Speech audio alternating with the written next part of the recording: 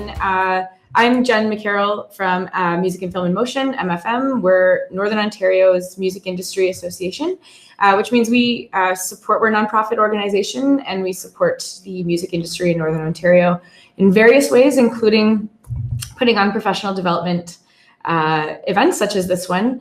And so today's webinar is called Mind Your Own Business, and we're not trying to be rude, but we're essentially trying to help you figure out different ways that you can start viewing your musical career as a business and start treating it like a business and kind of mitigating some risks.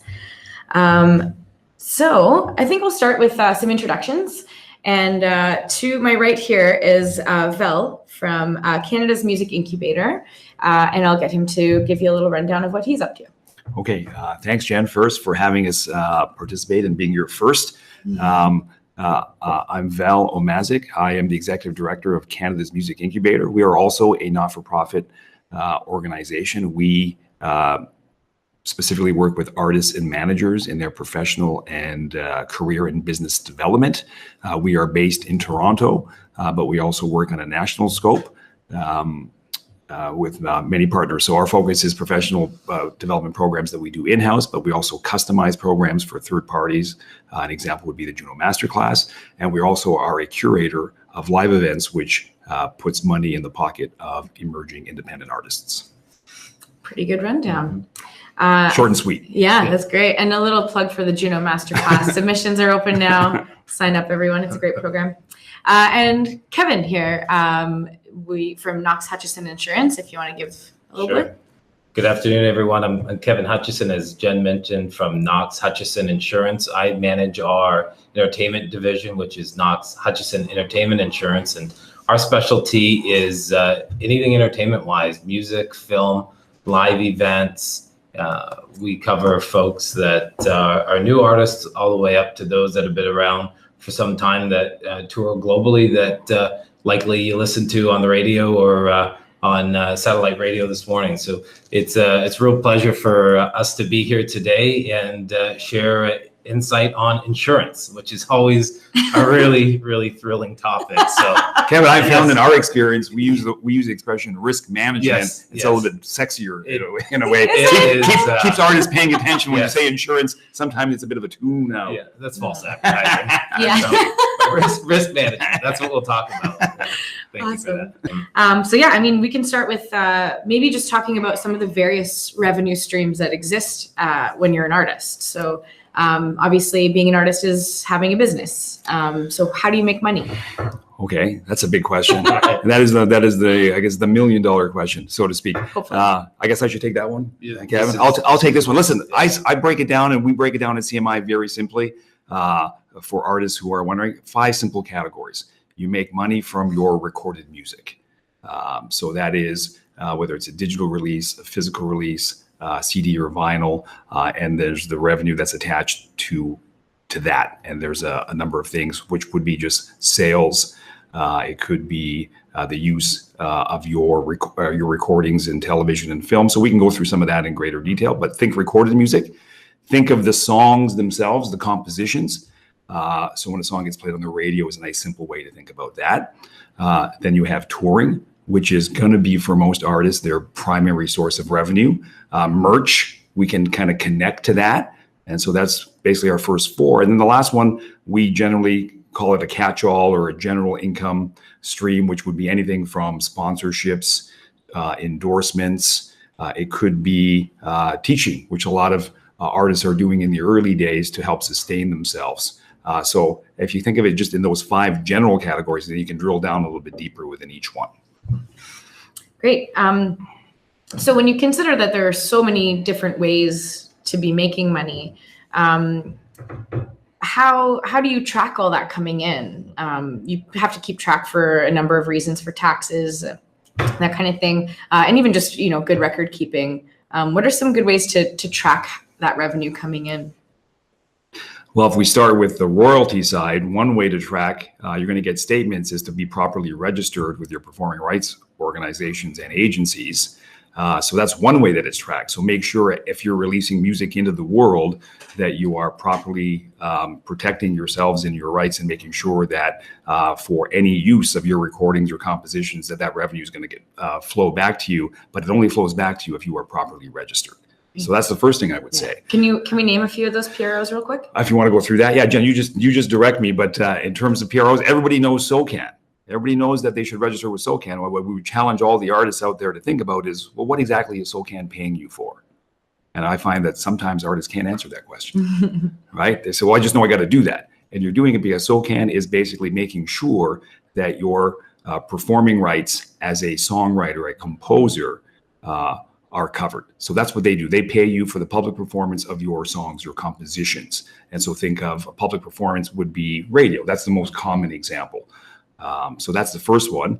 And then people kind of say, well, I say, okay, well, what about your other rights? And so knowing the PROs connects to understanding all of your rights. And in music, we basically have 4 rights holders. You've got the songwriter, you've got the performing, the recording artist, you've got the music publisher, and you've got the maker of recordings, otherwise known as the labels. And all of those people have rights. And if you're an independent artist, well, generally speaking, you're probably all of those people. You can add all of those titles to your business card, as I like to say. So beyond SOCAN, you have to think about your public performance rights as a performing musician, as a recording artist. So you could be a session musician, a beat maker, a vocalist, a background singer. So that is Resound. They are the overarching body. And then they have member organizations on the performance side, which are MROC, Musicians' Rights Organization of Canada, and RACS, Recording Artists Collective Society. And then on the label side, they have Connect Music Licensing. So that kind of covers you on those rights. And then you have your reproduction rights in Canada, which gets complicated. I know this gets very complicated. We have some resources, Jen, we're happy to share if people want to come on the back end.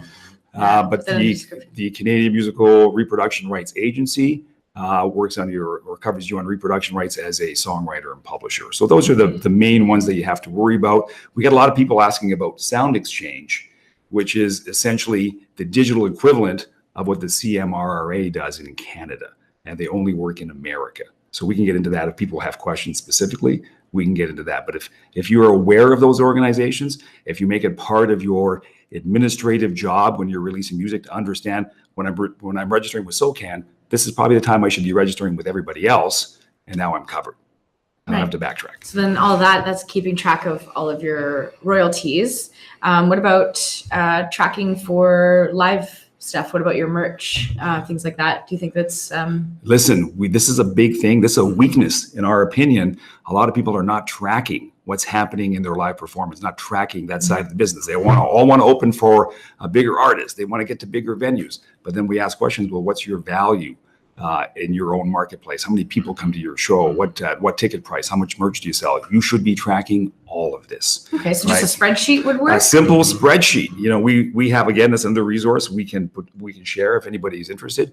But everything from the date of the show, city, venue, ticket price, other artists on the bill, attendance, paid attendance, the name of the bartender, whatever, you track everything. Like we just track everything. So you have the data and then you can see the growth, right? Was there a specific incident? Was there a snowstorm that day? Did that affect attendance? Little things like this, you're tracking all that stuff. And then when people ask you, or when you're trying to determine your value or what to ask for to do a show, then right? And part of that is also tracking your merch and knowing what you're selling on what we call on a per head basis.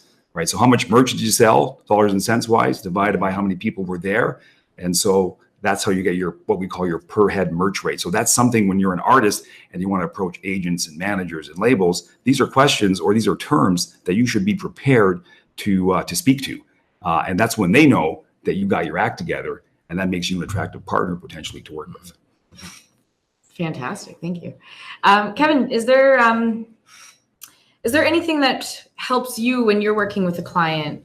What kind of information should they know when they come to you for insurance? Yeah, well, I think that Vel hit the nail on the head, and that is good record keeping. So we want to get a sense of how long you've been in business. We want to get a sense of if you haven't traditionally or been organized as a traditional business, how long have you been an artist? How long have you been doing what you're doing? What type of revenue are you generating? What are your expenses? And that's helpful, not only from an insurance standpoint, but from a financial standpoint, of course, to make sure that you're heading down the path that you'd like to head down and hitting the targets that you want to hit. And of course, from a tax standpoint, it's helpful from a write-off perspective, because there are many expenses that, and I'm sure we'll talk about this later on, that you can write off as part of your organization. So we want to see good record keeping as much as possible. We understand that it's difficult for many folks. I think at times we make it maybe a little more difficult than it ought to be. A spreadsheet is extremely helpful, a good sense of where you're at, revenue, expenses, your trajectory, and from that we can usually fill in the blanks. Great. Well, you mentioned taxes, and maybe now's a good time to do that. So all this record keeping will benefit you come tax time. So what kinds of things are relevant when it comes to? I mean, you're a sole proprietor, so to speak. Whether or not you're registered, and we can talk about that a bit later. But what are some key things that artists should be hanging on to for tax time? Number one, every receipt connected to your business, you need to keep it and you need to ask for it. So that's the first thing. Without receipts, you're going to have a problem. So from a tax standpoint, I would say that's the number one piece of advice. You are getting receipts. You are making notes on those receipts specifically so you don't forget what it was for. So I always write on my receipts. That's one tip that I would give artists. Like if I was having a business meeting, who was there, how many people were there, what did we talk about? So that way, if there's ever any kind of question or dispute about that, I have the evidence, right? So that's the number one thing I say. Find a way to organize and collect receipts. And these days, like, listen, I'm old generation, so I was paper receipts, envelopes. These days, there's lots of apps. Put on your phone, take pictures, and digital photo receipts are acceptable to the CRA.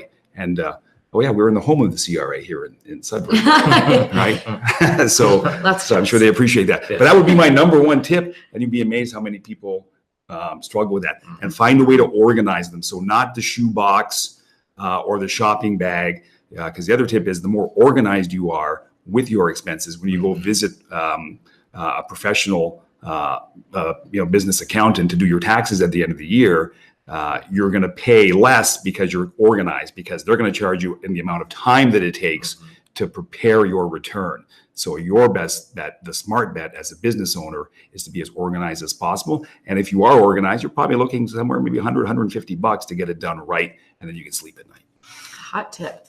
All right, Kevin, do you have anything to add to that? No, good advice. Good advice. Keep receipts. I'm not the best at doing that. So, so I recognize the challenges, but certainly keep receipts. Of course, I always have a digital copy, but the paper copies are easy to lose. They'll be extremely helpful, and we'll likely talk about contingency insurance. And as part of contingency, we ask for receipts. We want to get a sense of your expenses and the cash outflow. So it's incredibly important to get in the habit of making sure that you keep good records. And I'm saying that one other very important tip, Jen. Yeah. File your taxes. Oh yeah. Right? So actually, if you haven't filed, make sure that you are caught up. That would be your first priority. If you're behind, get caught up, and then just make sure you're filing on an annual basis. Fantastic. So when you were saying kind of that money in, money out, you want to know just exactly how much an artist is worth, so you can kind of make or kind of put together a policy that makes sense for them and find out what that risk is. So maybe we could talk about that risk in general. So being an artist, being a touring artist, especially in your case, that's a lot of who you work with. What are some of the risks involved that you have dealt with? Amazing. The things we've seen in an incredibly short period of time that I've taken over our entertainment division. Every day something goes wrong, and many things go wrong each and every day. Insurance is not necessarily the most enjoyable thing to talk about, but as Val said, the concept of risk management is extremely valuable, and that is making wise decisions. So we see equipment go missing. We see claims from members of the audience that were injured during a performance. We see claims against an artist for not showing up to venues because they're sick, they're unwell, they can't make it, the weather's bad, and the claims have been significant in the number of claims and the extent of the claims, so the dollar value of the claims. We can see claims in the millions of dollars. In terms of a broader take on insurance, though, if you do want to talk a little more about some of the aspects of insurance, there are, from a risk management standpoint, a lot of folks think that they're protected simply because maybe they have a home and they have homeowners insurance. Some folks think because they have auto insurance that will protect them, or a tenant's package, so that's your renter's insurance. Naturally, there's a liability component to that insurance, but that liability component extends to your normal activities within scope. So your normal activities operating a vehicle, your normal activities as a homeowner. You can have musical instruments within your home and you can protect those through insurance, but it doesn't cover you as an artist outside of the home with your instruments when you're making money. And so we tend to look at the property side of things. How can we protect the property that you own? How can we protect the liability? And liability is a huge portion, which is any negligence on your end. Do you harm somebody directly, indirectly, anything that you do that could cause damage to somebody else, property, personal injury, etc. So crowd surfing accidents. We have one outstanding claim where someone was hit in the head at an event in the U.S. and their claim is substantial. And what were they hit by, Kevin? The foot of a crowd surfer. The foot of a crowd surfer. And then so the artist may say, well, how's that fall to me? Well, the reason why we're there and the reason why we're crowd surfing is because you're here, because the artist is here. So you will likely get named. So there's so many complexities. Well, I asked that question because we had a story where somebody actually got hit by the drummer throwing a stick. Yes. And that became an issue, right? Things like that you don't think about, but that becomes a risk. Exactly. There's a really well-known case of, I believe it's Lincoln Park, that encouraged folks to get real rowdy and create a ruckus. And so you incite essentially a riot. Now that's an extreme case, but people get injured, that falls back to the artist. And we see smaller cases all the time. And in small venues as well, it could be something, a pick that's thrown into the audience. We do have an example where it hit someone in the eye, right? I mean, an amazing shot. Right there is a claim that could be hundreds of thousands of dollars. Put you out of business if you're an artist. Exactly. Yeah, exactly. If you're not insured, you'd be personally liable. We had an incident just like yesterday, or 2 days ago. I mentioned we help with some live events, and I was told that there was an artist that came in, and it was particularly windy the other day in Toronto. And so, you have control over Mother Nature, but in terms of just the risk, well, guess what? The wind blew over the instrument, the guitar that was on stage. And now there's damage to the guitar. Right. A simple thing like that you probably don't think about as an artist, because you're playing a lot of outdoor shows probably in Canada, right? And you don't even think about what could go wrong with a simple thing like that. Yeah. That's your tool. You can't work without it. Yeah, absolutely. So you have to, and I mean, that's income protection at that point as well, because that just means lost income, and then you're, Exactly. So Kevin, maybe we can demystify insurance a little bit for some of the artists who are watching today. I think what are some of the policies that are maybe taken out by artists who are just kind of touring, maybe even for the first time? Sure. Great question. And just so you know, insurance doesn't have to be complex, number one. And we've made this joke a number of times in our conversations. Insurance can be inherently boring, but if there's an interesting area of insurance, sure as heck, it's on the entertainment side. So don't find insurance to be too imposing or something that isn't of relevance to you, because it's of relevance to everybody. And why is it relevant? For extremely selfish reasons. You want to protect your art. You want to protect what you're doing. You want to protect yourself. You want to be able to do what you're doing long term. And how do you do that safely? You have insurance, so that when things go wrong, there's somebody there. Basic policy, so you're going to cover your property, So this could be your instruments, vehicles, right? Tour buses, etc. When we get to that level, your general liability is the second component. So this is any negligence that you could cause, any harm that you could cause. Maybe you're operating a vehicle, but you're going to a tour location, to a venue. Well, that's within the scope of your business. If you were to hurt somebody, that's going to come back on you from a business perspective. So protecting yourself from that. You have event coverage. If you have a live event, often we hear from folks only when they're doing a live event, because the venue had said you need $2 million of coverage. We should hear from you ideally before that, a broker should, but so event coverage is critically important. You also have errors and omission coverage, which is part of professional liability for songwriters, for anyone that is engaging in, we're all engaging in the creation aspect of music. So how do you protect your interests in that music? How do you protect those that are going to make claims against you?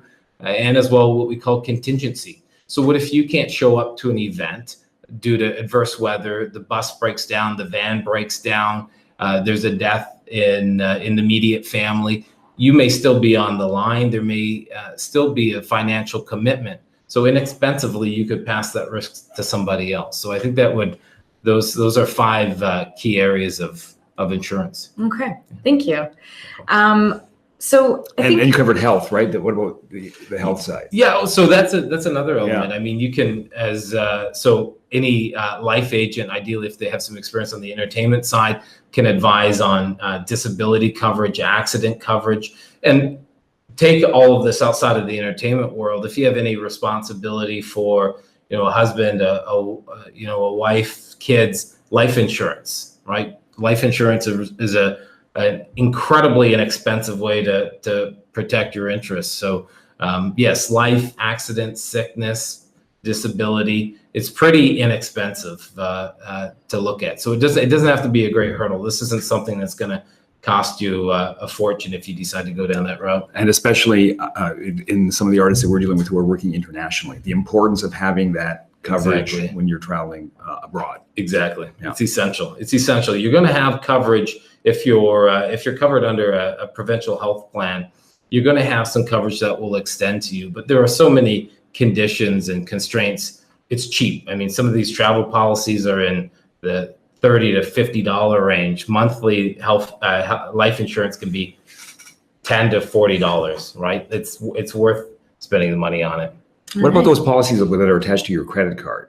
You know what I mean? Like, Right. what would you advise to artists that say, well, I'm covered because of my Visa or? So, traditionally, and it's similar, I would argue, in many ways, it could be similar to a policy that you have through an employer, where it may cover 1 times your salary from the employer standpoint, or 2 times your salary. Credit card may have travel and accident benefits if you were to lose your life. Maybe you have a $15,000 to $25,000 payout. Certainly the dollars are tiny, and I would argue in the thousands of insurance conversations we've had, we've never spoken about the value of the credit card insurance, because it really isn't going to do much for you. It may cover, if something, God forbid, were to happen in another part of the world, it may cover some dollars to get you home. Right? Right. It's never going to supplement what you need. And what you're actually risking, right? I think so. Yeah, thanks, because we get that question quite a bit. So Right. thanks for that. That's good. I appreciate that. Yeah, that's totally what you want to hear. Yeah, no, it comes up, Right. Yeah.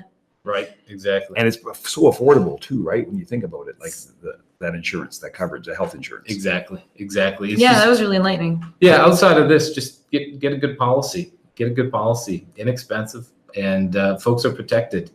I mean, did you have any? I was just curious again. Yeah, please.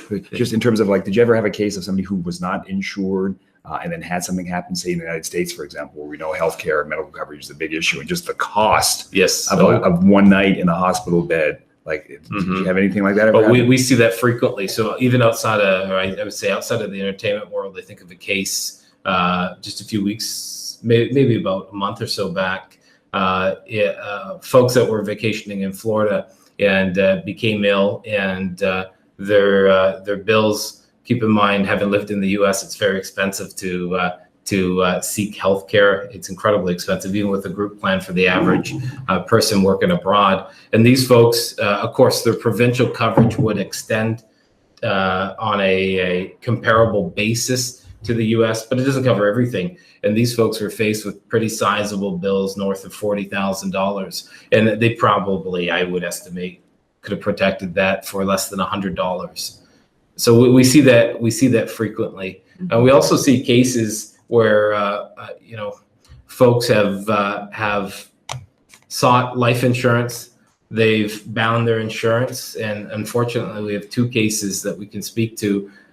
They've passed away within hours of binding the insurance, and the insurance is there for the family. So there is value, not to create a doom and gloom scenario, but it's a very inexpensive way for you folks to protect what you love most, right? Yeah, thank you. On that kind of same vein, of just kind of protecting your assets and protecting yourself, really easy ways to do that. I would like to touch on agreements a little bit, and different types of agreements that you can have in your dealings that will help you protect either your copyright or otherwise. Can you give us some examples of different types of agreements that an artist might want to make sure are in place for different reasons? Lots of agreements, but copyright's an interesting one. But I would say people worry about that a lot. The agreement you want to have as far as copyright goes would be if you are collaborating, songwriting, or even if you're in a group situation, is understanding the ownership there. And so having songwriting splits documented and properly registered would be the first thing I would say from an internal standpoint. As far as agreements go. But what needs to be on that? It's pretty simple. It's pretty simple. It's like probably the date, the name of the song, who are the writers in the room, and what is the agreed upon percentage split.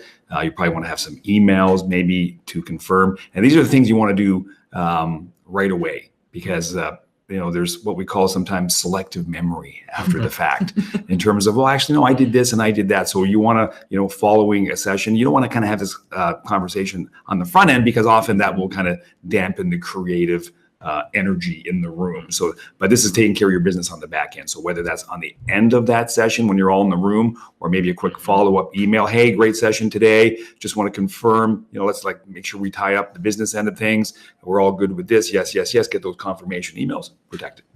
Great. Right. That's one way. Yeah. Then the other thing we see, listen, there's lots of agreements, right? If you're in a group situation, we would call it a business or just a partnership agreement. Would be an important aspect, especially in group situations. This is one of the killers of bands, and they don't realize it, because often bands start out as friends. They meet in high school or university, college, and they start doing something for fun that all of a sudden becomes legitimate business. And they're not even thinking about that. They're just having a good time. And then in the end, because they don't have that, if there's any kind of success or things start to change, then that's a recipe for disaster. So we see it all the time. It doesn't have to be anything crazy legal in the early days, even if you have just some basic points in writing. And then when the time is right, you can, go to a lawyer and get it kind of sealed up, airtight, that kind of thing. Other agreements that we see with emerging artists on the front end, I would say one of the first things would be probably a producer agreement. So that's in terms of your recording, right? So, the deliverables, the fees per track, the royalties and rights, and, all deliverables, deadlines. So that's part of what we call a producer agreement. There's manager agreements. Then you go into label agreements. You go into publishing agreements. You can go into sync licensing agreements, beat licensing agreements. I mean, you can go up and down. So if there's any specific ones, I'm going off the top of my head, I think I got a good chunk of them. I might have missed one or two, but these are all agreements that you're going to encounter at some point. But generally, in the beginning, I would say do your song split agreements. And what we see normally is that producer tends to be maybe that first point of contact. Not always, but generally. And then probably a manager. Those are kind of the first three that we see. So we're focused on that. And if you're kind of in the electronic or hip hop genres, you have to think about if you're licensing beats, that aspect as well. So those would be the kind of the main agreements. And a lot of the information is out there online. You can find out about stuff. But these are the agreements that people are going to encounter, Jen, to answer your question. Yeah, thank you. And when do you recommend involving a lawyer? Always, but not any kind of lawyer, not Uncle Joey or Aunt Jane. We want an entertainment lawyer, a specialist, no different than Kevin here, who specializes on the entertainment side. You need the same thing on the legal side.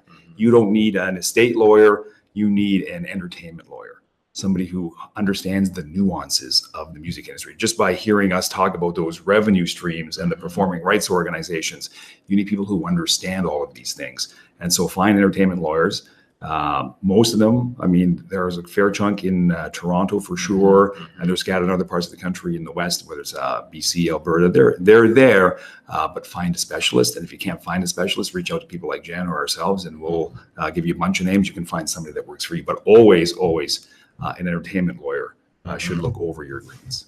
Great. Yeah, that's good advice, and it's certainly from a contract standpoint, be cautious of what you're signing. Do get an opinion on that. Often we see artists signing contracts for venues or performance contracts that essentially have the artist pledging everything they have or will ever have. And so you want to take a close look at those contracts. And as Val said, someone that is well versed in those contracts to make sure that you're not committing to something that you can't fulfill, or to ensure that there's not an obligation on your end that is unjust. And we see that frequently. And there's no insurance against not reading a contract properly. Yeah, you can't. Ignorance is not a defense. It's not a legal defense. And by the way, that's the one I missed. I missed the obvious one, the show contract. How could I miss that one? The show contract, obviously. Right. But then there's also stuff like sponsorship and endorsements, right? So there's a few more that you can add to the list. It's endless. Yeah. Endless. Exactly. Great. Well, thanks, guys. Yeah, it's really good advice. So when you were talking about managers a little bit, as independent artists, is this something that artists can do on their own? That's usually a manager's contractual stuff. Listen, what we would tell any artist when it comes to a contract, the first thing you need to do is read the damn thing. Read it. Even if you don't understand it, what you'll find after you do it a few times is that the language gets kind of similar, and you start to get a little bit more confidence, and you kind of know what to look for. You know, we're always looking for stuff like the term, how long, the territory. Is this a Canada thing? Is it a North America? Is it worldwide? We're looking for your rights. You know, we're looking for, okay, what does this involve? Does it involve just my recording, my compositions, other rights like touring and merchandise? And so you're looking for those things. You're looking for royalty rates, and then a bunch of other, there's always, but those are the main ones that I'm looking at first and foremost. That's what I do. So I lost track of your question, Jen. Yeah. I guess just, you know, how can you do it? Listen, so a manager, sure, managers will get good at it because they have to protect their artists. That's part of their job, but managers aren't lawyers, right? So managers will, after a while, they'll learn because they have to, right? And so I would say as an artist, your job is to read, become knowledgeable yourself. Again, but you need to find the right expert at the end of the day. I would be reluctant to have an artist sign any agreement, especially if it involves term, years of your life, you know what I mean? And your rights, and the money aspect of it, until you were, satisfied that you were entirely protected. Because remember, whoever is giving you that contract, their lawyer drew it up in their best interest, not yours. That's a really great tip. Yeah. And Kevin, do you find you deal with managers or often the artists themselves? Yeah, here's what's interesting. I would say that as someone starting out in the business, or if you're in the intro or growth stage, if you will, have as much contact as you can with the broker, the risk manager, with the folks that maybe long-term your manager might deal with. In the early days, I sure as heck recommend that you get your feet wet. And just as Val said, when you see these contracts over and over, you start to build a sense of confidence. You can make better decisions. I can tell you, the folks that we've spent more time with over the last few years, they come to us already in with a frame of reference that makes sense, which is, I'm not going to do something crazy. Here's what I'm planning. And when they present to us a new tour, they present to us an opportunity, I get the sense anecdotally that they've already worked through, this is a bad idea, this is a good idea, here's how I can protect my interests, the band's interests, my family's interests. So I think being involved is incredibly important in the early days. And I can tell you one thing that's fascinating is sometimes you have these pinch me moments when you look at your email and you see fairly well-known artists. We have well-known artists that will handle their insurance stuff themselves. They will not allow a manager or somebody else to assist. They do it themselves, and it's fascinating.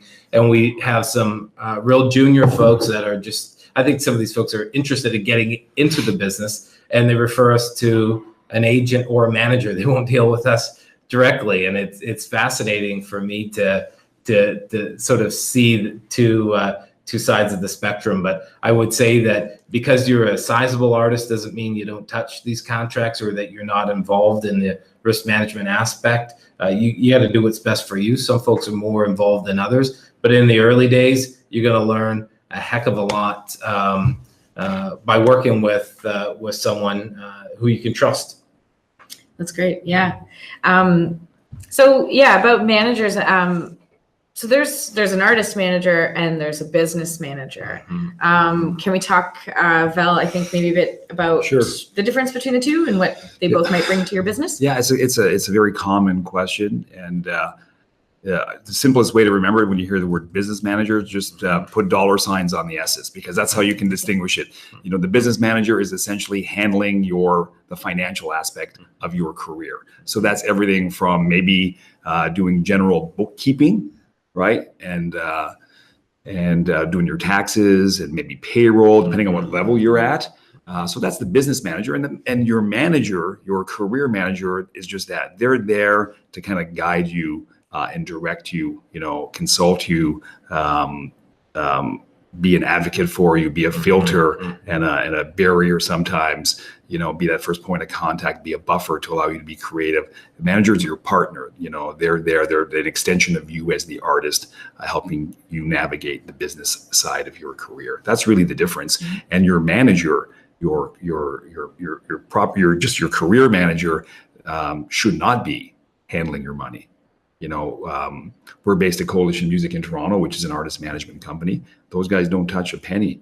No money comes to them. It'll go to the artist business manager, right? And then the management company will actually invoice the artist to receive the commission that they've earned for the work that they've helped them get.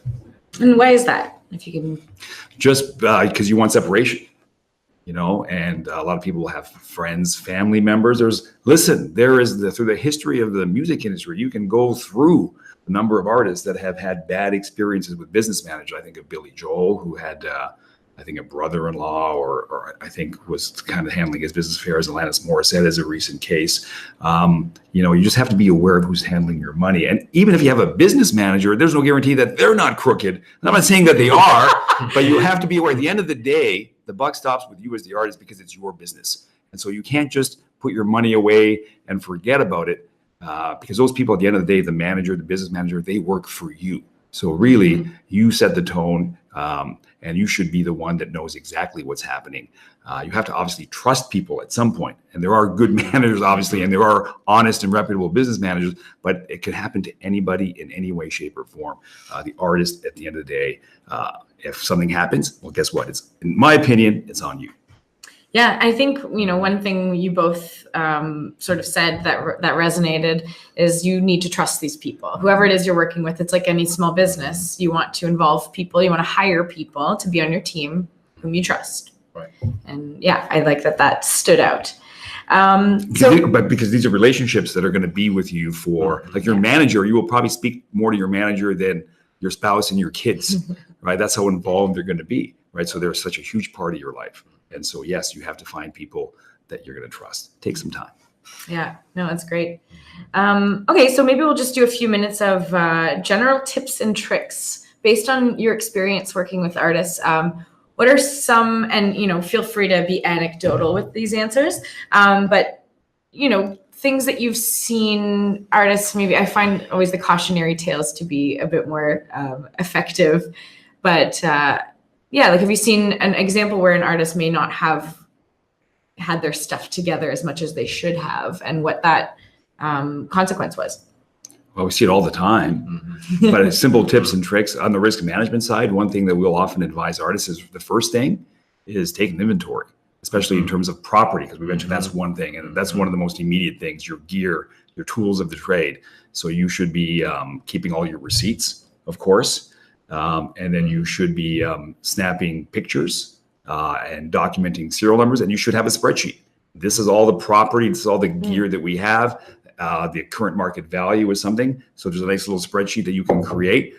So if something does happen, right, that's a great tip to give to artists. Like just have that together. Do you have something like that? Do you offer or? Oh yeah. Or yeah, awesome. Certainly. Yeah. That would be one tip on the risk management side. That's great. We talk about the spreadsheets, the tracking of receipts. And by the way, sometimes we also had artists, a very important tip, credit card statements and e-transfers are not receipts. Right. So please keep that in mind. There's the story of the artist that says, oh, I don't need to keep receipts. I got to get a credit card statement at the end of the tour and I'm covered. Well, you're not. Right. So because the credit card statements tend to be very general, does not give specific itemized detail of what the purchases entailed. And so that's a very important tip to give to artists when it comes to receipts, because that was something we emphasized early on. And so let's just make sure you understand that credit card statements and e-transfers do not count as receipts. That's amazing information. Yes. Kevin, you have I would say don't be hard on yourselves if you find yourself in that position where you're thinking, I'm behind the ball here. I don't have coverage. I don't have insurance. I'm surprised at some of the folks that reach out to us that are fairly recognized that don't have coverage in place. So it's, folks take their own view of how to manage risk and how likely it is that something will go wrong and they'll be impacted. And our advice is get insurance. It's inexpensive. And we do have folks who sometimes say, well, it's costly and I don't use it. I find that a fascinating statement because you don't want to use insurance, right? If you have a policy and you haven't used it, something good has happened, right? You don't want to use insurance. Insurance doesn't make you better than you were. Insurance, the objective is to make you whole, or as close to whole as can be, but never ahead. So we always say to folks, get insurance. And once you have insurance, act as though you don't have it, right? Act as though you don't have it. Don't make crazy calls and say, insurance will pick this up. That's a bad way to look at things. And we see that every day, that folks are, the sort of moral hazard as it relates to insurance. So it doesn't have to be too cumbersome. Tricks of the trade, get an inexpensive policy. You'll feel good about it. You've protected yourself and hopefully you don't need it. And but if you do, you have something there. Mm-hmm. That's a great point about you hope you never need it. It's the same with agreements and contracts. The only time you'll look at those again is if something's going wrong and you hope that never happens, but that's what it's there for. Exactly. Thank you. Okay, so we'll get to answering a few questions. One right now I have from Dave Matheson. What happens when you perform without having a contract? Many venues are like that. Does common law protect you sufficiently? Wow. Sounds like a lawyer question, but I think maybe we can. But you're right, because a lot of people working on the independent level are dealing with clubs. Listen, I'm not a lawyer. So oftentimes it's a cash business and there are no contracts, right? But you do have emails, right? So that email, although it's not an airtight contract, it is still binding. So it's good to get things in writing. So they agree to pay you a particular fee or provide certain production or a rider of some kind. Then if you have that in writing, well, that at least you have something. And so that's what I would say to Dave. Yeah, that's a great answer. And even from a risk management standpoint, even in the absence of a contract, it doesn't mean that the liability that you may carry is gone, right? It's disappeared. Without a contract, I mean, it really doesn't have an impact on your ability to be liable for the acts of you or your bandmates. So just know that you need to have something in place regardless of a contract. Can I say one other tip? Kind of just as a sidebar to that, just thinking about the whole cash aspect of independent emerging artists, is that they should also be tracking all cash income. Mm-hmm. Income is income as far as our friends down the street at Canada Revenue Agency are concerned, whether it's cash or otherwise. And so it is your obligation, whatever it is, to track that income. And so if it's cash, make sure I just create a spreadsheet with the date, the venue, and the amount. And that way, again, from a tax standpoint, if you're ever audited or to provide to your accountant or business manager, you have a record of it. Awesome. Have you ever witnessed an audit? I've not gone through one personally. I do know someone actually in our office. I don't know an artist that has, But we've done a voluntary financial audit. So I just actually experienced an audit for the first time this year. Through a nonprofit. It was voluntary, a voluntary not-for-profit financial audit. So yeah, the detail, the level of organization required is astounding, and they dig deep. Yeah. Yeah. So you have to be ready. You have to have the answers. Great. All right. So I have a question from Sarah Gujan. So she's from Sudbury, but she's a student of Berklee College of Music in Boston. And she's wondering if she should stick to all Canadian companies for her PROs, copyright and distribution, she's asking as well. So, or should she consider American companies?